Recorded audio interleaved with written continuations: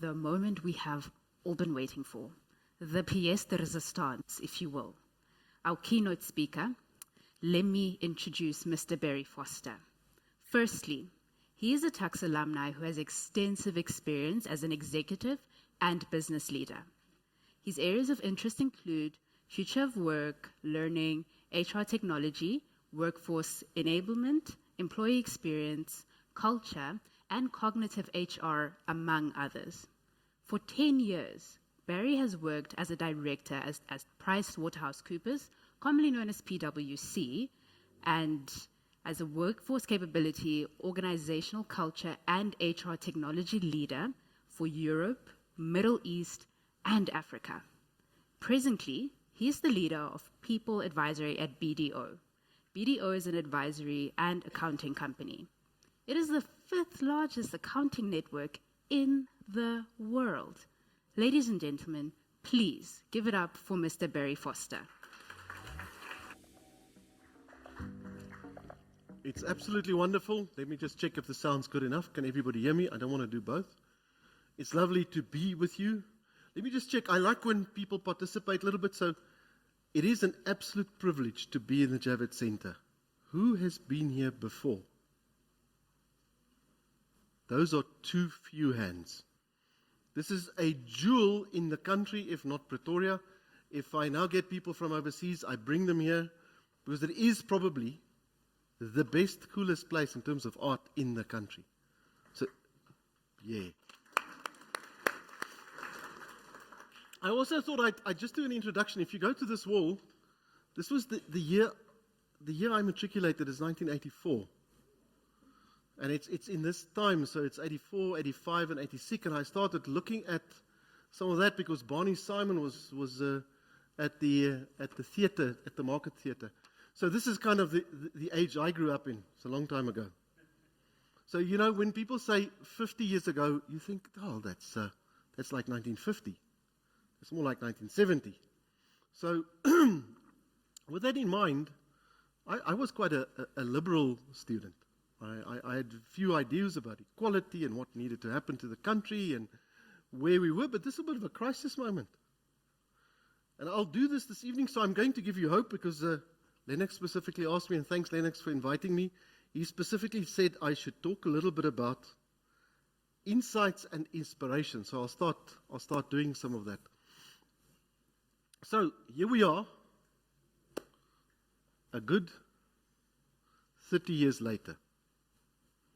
And where are we in terms of the world of work? When I started, just so that you know, just picture this, no cell phones. I got my first job in Zululand. I taught at the University of Ngoya, and I had to phone people with that old thing where you pushed buttons or you rang like that. I was the first cohort at the University of Zululand to receive email. We were 10 or 20 of us. We had special privileges because I taught a little bit of computer science and computer usage. So I had access to that, but nobody else did. There was no email. There were none of these things to consider, and we thought using a spreadsheet, using Word, and using any of those new Office applications, they weren't called Office, they were all called separate things. They were groundbreaking, but we still used them on these big machines. So, with that in mind and with that as a backdrop, so 1984, we're 30 years later, what does the world hold? And what do we need to think about? Because I heard Lennox say, what happens to good people, good South Africans? Where do they go to, Lennox? They go to other countries. Actually, it's amazing. Our current best export isn't old resources. These are human resources now. And it's the worst thing. We need to think about that a little bit. The reason they're going is because they're good. It's not because they're bad. And we're going to talk a little bit about that as well. So I'm going to talk a little bit about this piece at the moment. So we are at an age where things are going to get intertwined. And the way things are becoming intertwined is post-COVID. So pre-COVID, you had like places you did stuff. You worked at work, and then you went home. Sometimes you had a little bit of a break in between. But we now talk about work technology, which is the stuff we use like digital things like Office, and you've got Teams, but all of those things are being intertwined not in the technology but into your life. So that's one part. We're going to talk a little bit about that. The other piece is just HR technology is also intertwining into your life. Not yet for many of you, you just have university bureaucracy intertwining with your life. That's not that digital yet. It's a little bit, but not. I'm also a student, by the way, so I have an idea of how good or bad it is. I also want to start using a little bit of a word that's called algocratic. I'm doing some work with, some of you might know Professor Alex Antonitis. I'm doing some work with him about algocratic organizations, and I want you to start thinking about what that is. So what's the biggest thing that happened, except for the wars? What's the biggest thing that happened in 2023? What's the 1984 moment for us?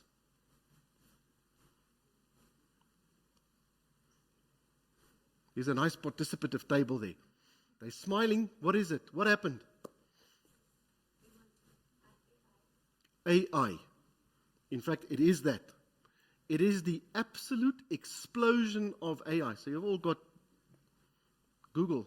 Tell me how quickly AI reached the same numbers, right, as the iPhone.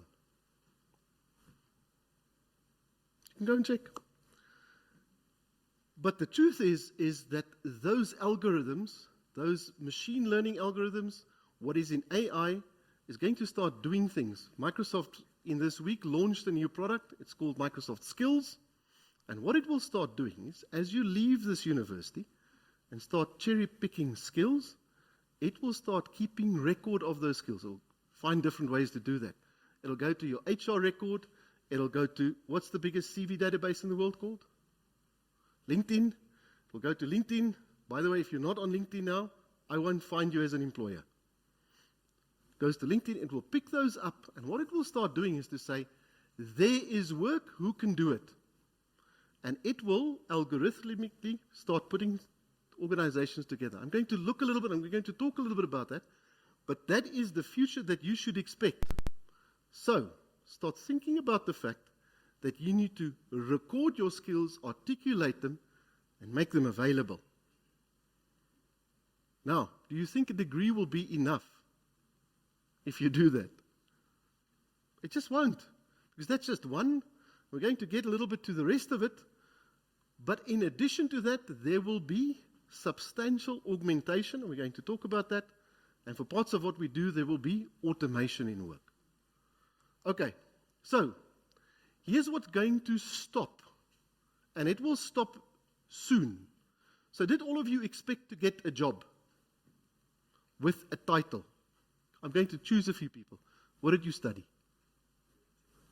Electrical engineering. So one day you want to be called an engineer. It's an occupation. Who else? What other occupations are there? I like these engineering guys. So I'm very impressed to have these engineers, and we're going to talk about. So by the way, I don't have a single, of all my friends who studied engineering, none of them are engineers. I will pepper my talk with a little bit of that, because you might ask me later why. There's a very good reason for that. What else? What kind of occupation did you want to do? Did you want to become like an occupational therapist? Or what? That's what engineers do. That is in fact what they mostly do, especially chemical engineers and some of the other engineers. But let's think, what else? Would you want to be an occupational therapist or a teacher? Or give me another name. A what?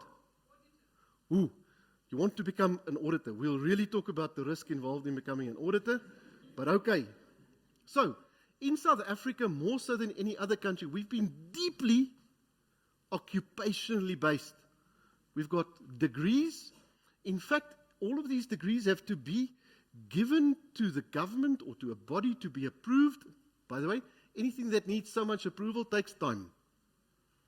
It takes too much time. I'll talk a little bit about what that. So I have one of your colleagues, Professor Eddie Webb, moved from this university to Tarleton State University in Texas last 2 months. And at that university, he was given to build a new course. He's a famous, well-known academic. He didn't have to give it through to approval.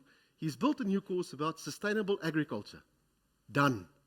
His students are already participating in that course. I always use the example that at the University of Boulder, Colorado, they have a mining degree. Any mining engineers in the room? Ooh, I like mining engineers. In fact, there's a degree in space mining.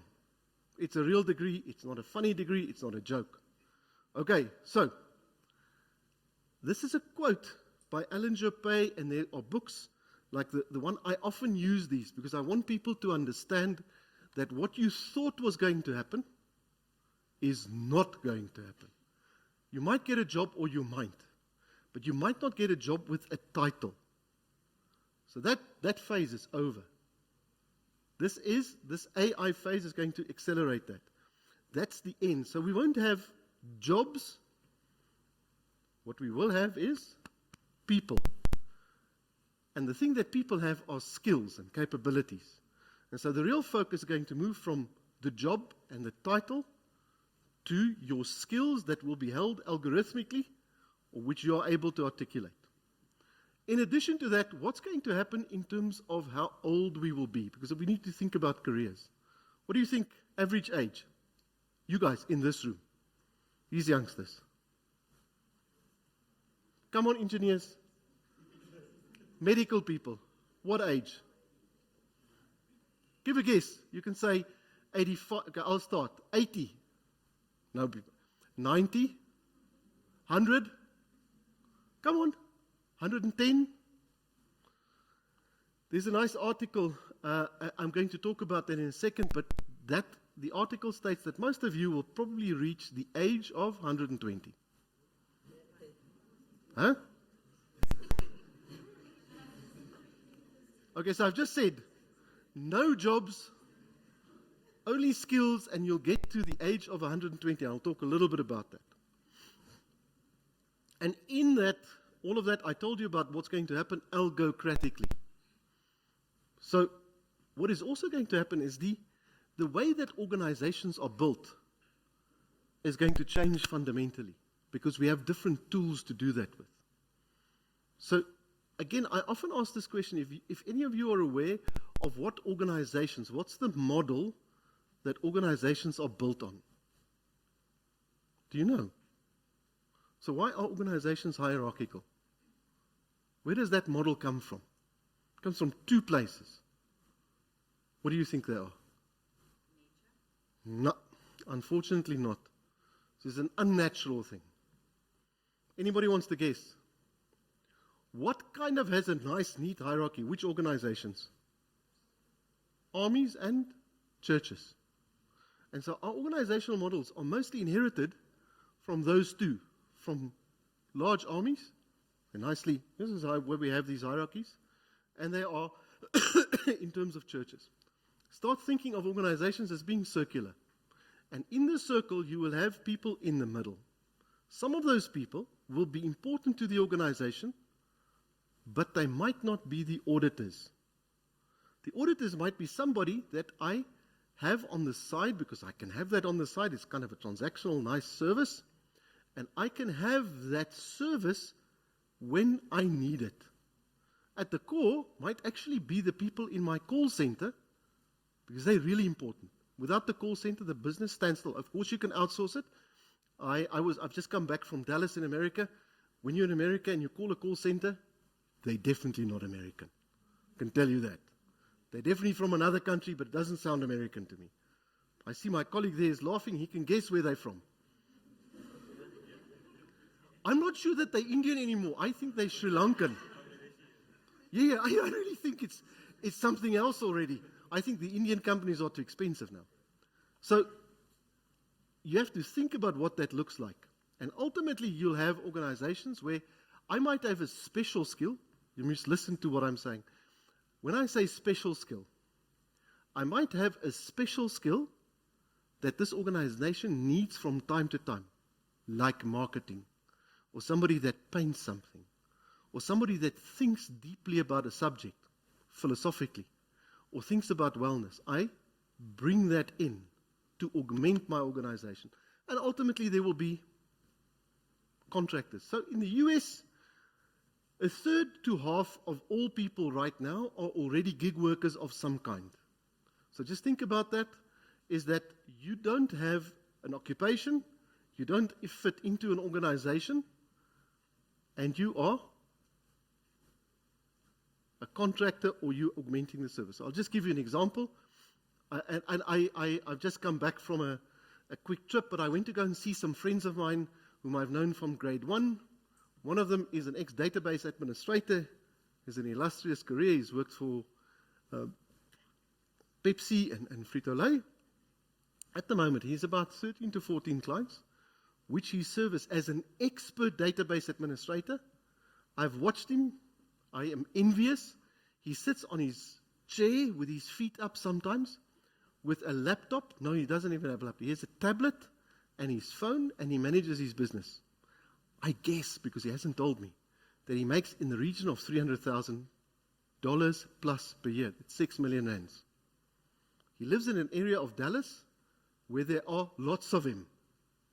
Why do people contract him? Because he's good. So if you thought you could be mediocre, in this new world, that's not going to happen. Something else is, when we start thinking about this already now, and I have a little bit of a view about this, but it is important to already start thinking about wellness, is to bake that into your life. What does that mean? I'm guaranteeing you that less than 10% of you are doing enough exercise. I was a student, I know this. You are probably not exercising 3 to 4 times a week, eating correctly, doing exercises like yoga or Pilates. So you know, who of you uses Microsoft Teams or the email program? Do you get a little email that comes in that says Insight? And it tells you to do breathing exercises? Do you do them? You know how much breathing exercises help you. Has somebody got a nice clean pen for me? I just want to show you something. Pen. I'll show you without the pen. So just this small exercise of putting a pen between your teeth. Okay, right? But a pen actually works much better. You know what it does? Here's the pen. Thank you. I'll check. Just look at this. So, what happens if I put the pen in my mouth? What happens to my mouth? I inadvertently smile. When you inadvertently smile, you send signals to your brain to say, I am smiling. It makes you feel calmer. You need to know a lot more about this. Why do you need to know about that? Out of 100 employees, about 75% need some form of assistance. They need to smile and breathe and manage their lives, and because life will become faster, you need to have tricks, and the better you get those tricks done now, the better it is for you. In addition to that, of those 24, read more help. What happens to young people, older people who continuously on this little rat race thing? And by the way, all of you who are here, you're taking the trouble to do this, you have aspirations and ambitions. You'll do that. And you'll work hard, which will mean at some point you'll run out of dopamine and serotonin. And you won't get a hug from your mom, so you won't even have oxytocin. Right? All of those things mean that you need to start thinking about these things as you move into this career. And then one of you, in the 100 here, will need real help. Not because it's your problem, it's because you might just have run out of that stuff. You can help yourself and replenish that now. Make sure that you put good habits in. I just want to see something. I want to just go to this slide. So I spoke about this. This is on the cover of The Economist, living to 120. So we can do this because we've been able to slow down certain cellular processes now. Firstly, I said this before, in my children, they're even a little bit old, well, they're probably your age and a little bit older, they are the most medicated people on the face of the earth ever. Right? You guys are medicated. You take medicine for everything. You take medicine, you take supplements. Yes, you need some of those, but you do. Am I right? Go to the doctor. You already take too much antibiotics. This is true. Okay, what happens when you get to 120? Just to work it out, I need somebody mathematical in the room to just do a calculation for me. Are there any actuaries in the room? It would be lovely. Miss Accountant and some of the engineers. Currently, let's say, people probably live till about the age of 80 or 90. We add 30 years. When do most people retire at the moment? 60 to 65, which I think is too young already, but let's say that's 60 to 65. If you get to 120, till when would you have to work? Just calculate that. 65, 90. 25 years. Okay? That means that you need to think of a career that spans from now, you guys are probably 25, till 95. That's a 70-year career. Not a 30-year career, not 40, 70. Because, by the way, you are the people who will live to 120. You'll get the medicine. You are of a socioeconomic group that will have access to this. It also means that, and we'll talk about this, there are people who won't be able to do this. So, by the way, firstly, you will run out of money if you retire at 60, because that's just half the time. Okay, 65 is not enough. 75 is not enough. I think closer to 80 or 90 will probably be the right age. It might be that we have a little bit less work and so on, but that gives you an idea. So, just want to reiterate a few things. So, I showed you in the beginning, no jobs, skills. I showed you that there are new organizational models, and we're going to get to 120. So, in addition to that, people want a few things. They want to go to organizations where they feel that there's a shared purpose. They want to work with other lacquer people, the people you were students with. And ultimately, they all want to be recognized and they want to be rewarded fairly. We're only getting to fair reward now. I mean, equal reward for men and women, we're kind of getting there. In this country, we don't have that in terms of either gender and or race. It's difficult. We need to fix some of that. Okay, so all of that, and then Microsoft announces this AI thing, and I thought that I specifically used this slide because I wanted to use the word co-pilot. So think of your life as having a co-pilot going forward. You won't be alone. You will be augmented by a co-pilot. Might be Microsoft's co-pilot, might be the Apple co-pilot, might be the Amazon co-pilot, might be one of the Meta co-pilots, but you'll have things digitally that will help you. Do I think it's possible that they will start implanting some form of chip into brains? I think that's extremely possible. Going to be a little bit, so you don't remember Knight Rider, we had some of the stuff, and then they would tell him, and he could fly an aircraft, and he could drive this. Not sure exactly how it's going to work, but that is even possible. But right now, you have Copilot. I do want to see, because I'm really interested in the high usage thereof, all of you using ChatGPT. Just put up your hands. I really want to see this one. So you are not writing stuff to your lecturer without ChatGPT. If you're not using ChatGPT, you will just fall behind. So using ChatGPT and doing it responsibly is the smart thing to do. But I wanted to leave you with the idea that you'll have a co-pilot. So that co-pilot will be woven into your life. Okay. So now we've got all of these things. You have a co-pilot, you're going to be a 120. Makes it a little bit easier so you don't have to write everything anymore. You might become lazy, which is not a good thing. What will you need to do? What do you need? Because in that time frame, to get to 70, you can't learn everything now. It's not just not possible. So you'll continuously have to learn. So the first thing is you need to build skills to learn. And by the way, universities are not very good places for that. Okay? They might be the worst places to learn a skill to learn. Because they have exams, they have set curricula, and they're not very flexible about this, and they don't push you far enough, not even closely, and you're not confronted with enough real world problems. That's one.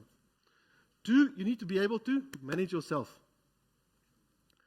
I specifically think that grit is being proven to be as important a thing as EQ and IQ.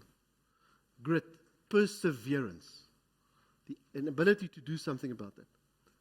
Problem solving, so that you can look at something. I used and I'll come to mining next. I told you a little bit about stress. Building in a tolerance, which means you have to build the habits and a level of flexibility, because your career is going to go like this. It's not going to go straight up. So, you will finish university and 40% will need reskilling almost immediately, especially those that are there. And you need to pick up these skills. That is what is expected of you. I want to show you a little bit of an example. This comes out of some very sophisticated software that's available. And it is related to mining. And this is specifically for South Africans now. I asked this software to help me understand what kind of mining skills do you need when you are in Australia. So Australia is quite advanced in terms of mining, probably the world's most advanced. And I want you to just have a look. I can't do it nicely. Perhaps I can move forward. I want to show you. See there. Look at those jobs. Remember we spoke about occupations? Mining engineer, electrical engineer, mechanic and maintenance planner. So I want to show you that they are still in demand, but you can see what's happening to the demand. It's dropping. If you look at which ones are going up, and they are going up at an exponential rate, sustainability, data analyst, industrial engineer, data quality specialist, environmental engineer. And the same on the skill side. So these skills are either combined or individual. So data analytics, continual improvement, problem solving, and look at those really hard ones. They're jumping by 236%, forecasts, reputational risks, brand management, and so forth. You see them. Okay, I then asked it, this is for the world. I said, okay, let's go and look at the world. And then I said, okay, let's have a look at what Australia wants. If you look at Australia, can you look at those, the drops there? I'll go back. Mining engineer, electrical engineer, mechanical engineer. See occupations. If you look at these ones, it's mechanical engineers dropping, electrical, mechanical, all are dropping quite substantially. The only one that's going up is mechanical technician. All of you thought that coming to university was a smart thing. Artisans. The world doesn't have enough artisans. And by the way, artisanships now pay better salaries than these degrees. So just want to show that because you want to know about some of these things. Okay, so if you look at that, if you look at the skills, you'll see sustainable energy, machine learning, artificial intelligence. I want to contrast that to where we are in South Africa, because we've fallen behind by a good 10 years. This is what it looks like. So you'll see geotechnical, you'll see all of the others drop, but project managers and contract managers are going up. Why are contract managers going up? Do you know? Fraud. Yeah, corruption. We need more of them. Data analytics and so on, but look at those jobs. Do you see the same trends in those jobs and those skills? I'm not, which tells me something. It tells me that you should aspire to have the skills to be able to work, unfortunately, in Australia and not South Africa. Because if we want to be back where we were a few years ago, we need to get back on that curve.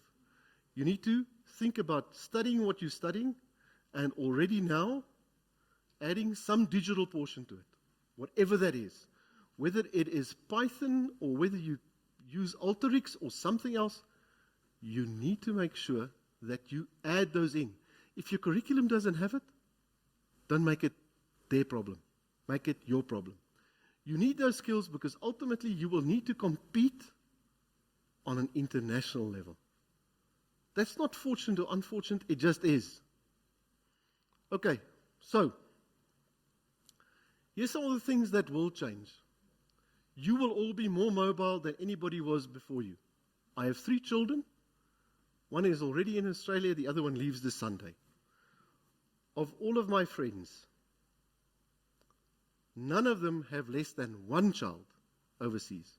And by the way, if you thought that is limited by racial group, it is not. I have a team of 25 people that work with me, that were Workday consultants. Most of them came from the University of Pretoria. They are all working overseas. Why? Because they're good.